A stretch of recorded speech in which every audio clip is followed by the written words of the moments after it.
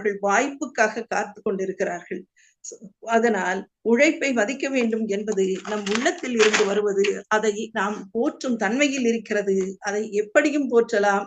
இனிதாக நாம் அதை எடுத்துக்கொள்ள வேண்டும். எடுத்துக்காட்டாக சொல்லும் என்றால், அப்துல் கலாம் அவர்கள் எவ்வாறு சிறு வயதிலிருந்தே உழைத்து அவர்கள் ஜனாதிபதி அளவு அவர்களால் உயர முடிகிறது என்றால் அதற்கு காரணம் உழைப்புதான்.